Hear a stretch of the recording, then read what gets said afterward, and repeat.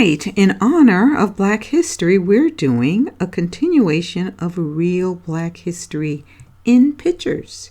In part one, I shared pictures from the Dura Europos Synagogue. In this session, you will actually see a video of the synagogue with many of the pictures I shared last time and today. Again, this is the real Black history that we need to know about. So let's get started with today's session.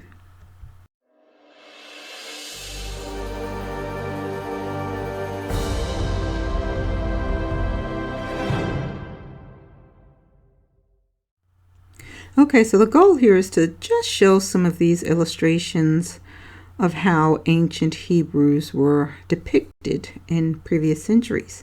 So these pictures are out there, but Hollywood is continuing, to present the whitewashed images. Granted, some of them were kept hidden in catacombs, but there's enough of them out there that we should be seeing accurate portrayals, particularly when you consider the geographical location.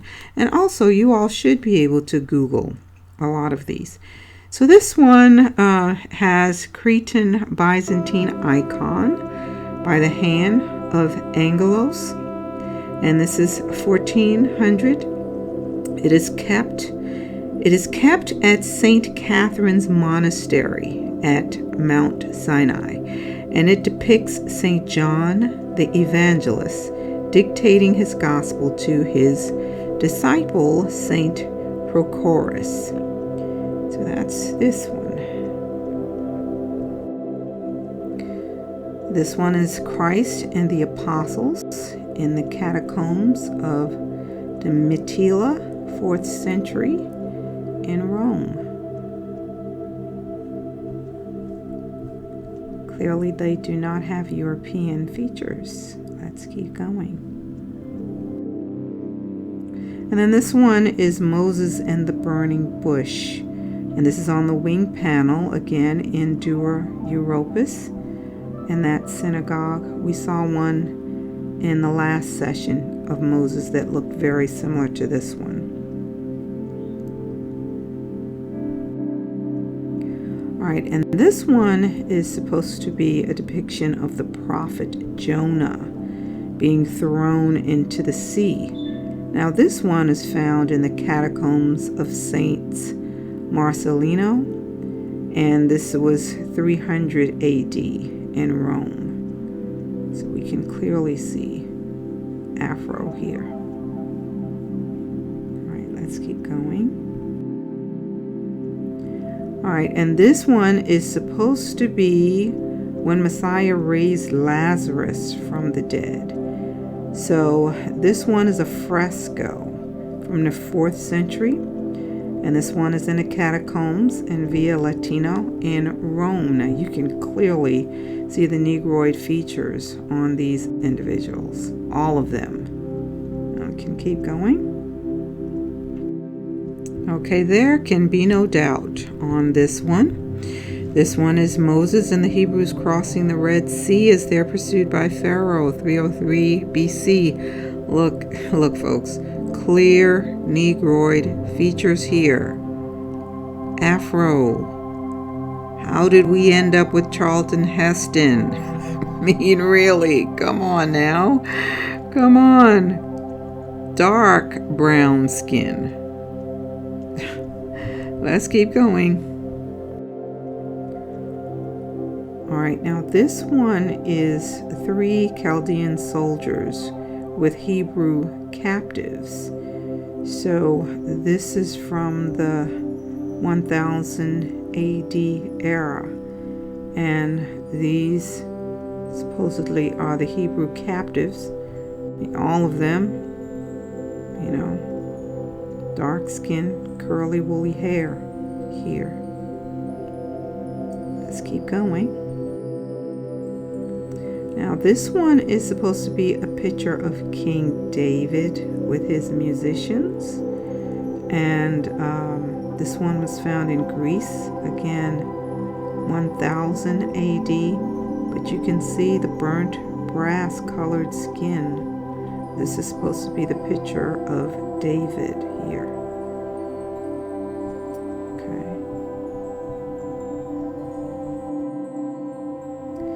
Here we have, this is supposed to be Christ with his disciples.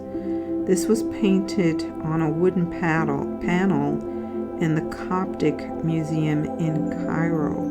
So when you think about that scripture in Revelation where it talks about feet the color of burnt brass, you know, that is what we see here in this painting, that he had burnt brass skin color. And then this one says 2 Ziphites before King Saul. And this one was from 1000 AD. So you'd have King Saul here. Dark skin. And the Ziphites as well. People of color. Now this one is Ezekiel in the Valley of Dry Bones. We showed a different version of this one last time. This one is a bit clearer and easier for you to see, but you can clearly see the woolly hair here. Look at this. And the dry bones. People of color. This one was also found in the Dura Europos Synagogue.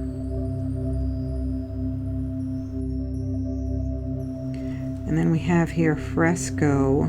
This one is from the Via Latina Catacomb in Rome, painted about 320 AD. And this is supposed to be Abraham here as he's raising his sword to sacrifice Isaac. Now this is definitely burnt bronze or burnt brass skin, very dark skin.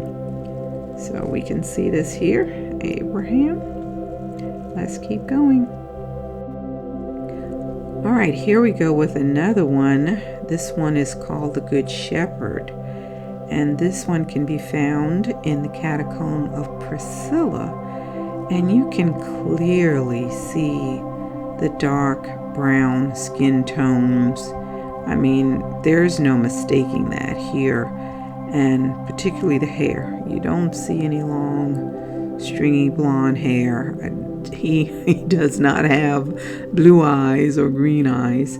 So the features are clearly Negroid.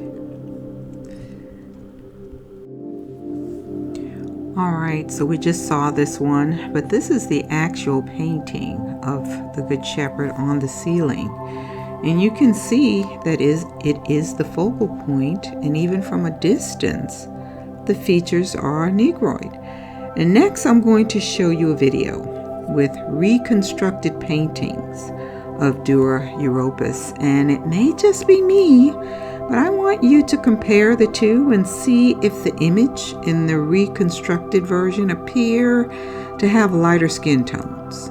And you'll also notice that the faces are smudged out on several of them. So let's watch this next video. Hello, and welcome to the Museum of the Jewish People. My name is Asaf Gamzu, and I work as a guide here. Today, we're going to talk about a unique mural from a synagogue in Dura Europos. This is a mural. This is a reconstruction of it. In the original form, it's actually a much larger wall in the National Museum of Damascus. This synagogue wall was, as I said, from a small city called Dura Europos, which 1700 years ago was set between the two largest empires of the time, the Roman Hellenistic Empire to the west and the Persian Empire to the east. Now, when archaeologists uncovered this wall, at first they thought this was actually an ancient church. But as they excavated and went down and down and down and down, they saw more and more menorahs until they came to this place. Once the archaeologists got to this alcove, they saw the menorah, the temple, and this illustration of the binding of Isaac. Not only are these Jewish symbols here, but this alcove is also set for the Jewish scripture, for the Torah scroll. And that's when they realized that this wall is actually not part of an ancient church, but a Jewish synagogue. And in all of these different illustrations illustrate stories from Jewish scripture, from the Old Testament. For example, we see here the story of Moses. Moses being born to a family of slaves, being put in the Nile River, rescued by the daughter of Pharaoh, and raised among the royal family. Moses is a star of this wall, as he is a prominent figure in the Bible. So here, for example, we see Exodus. We can see the same representation of Egypt, and they are leaving Egypt. This is departing of the Red Sea. Now, while we may find it surprising that the synagogue depicts human images, they do not depict God. We see God there, only his hands are parting the Dead Sea. And we do not see his or her or their representation. We can see Moses here with the burning bush. We see taking off his sandals. Now, something very unique and interesting in this wall is that they actually took artists from both cultures. They have a Persian artist and they have a Greek artist. If you want a hint as to how to distinguish between the Persian and the Greek artist, I'll give you a hint. It's all in the clothing. Persians draw pants and they have no idea how to draw a toga. Greeks draw beautiful togas but no pants.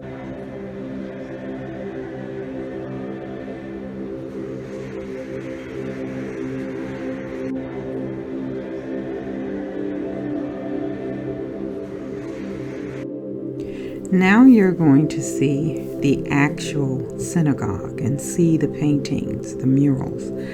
So in the comments section, let me know if you see a difference. I don't know, it could just be me. Let's watch. Dura-Europos is an ancient city that once existed in the eastern corner of what is now Syria.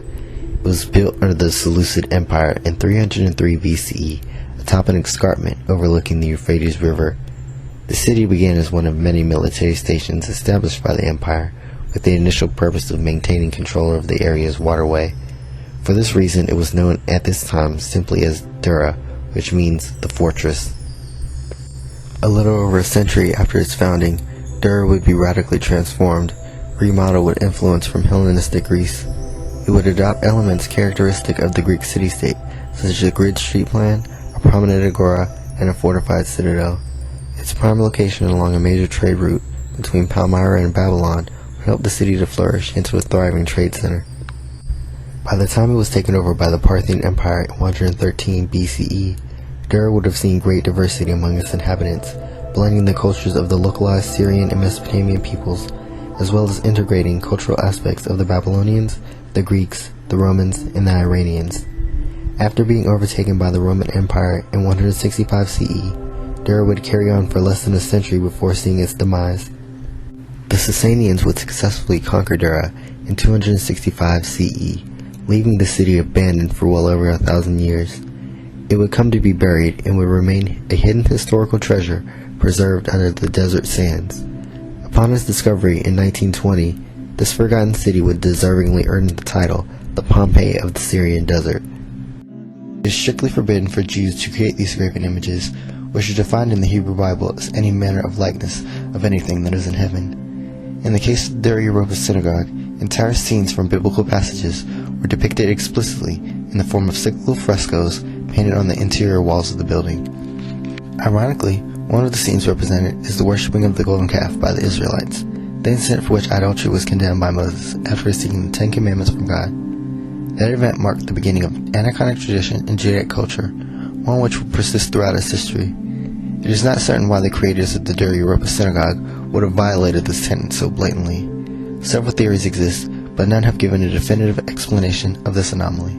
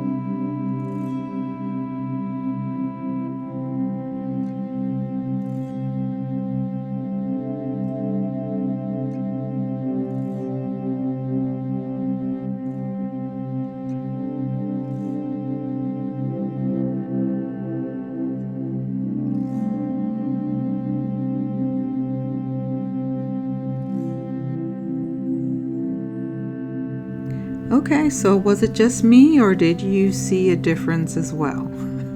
Like I said, it could just be me, but yeah, so I hope that you enjoyed, watching those, because this is the real Black history that we need to know.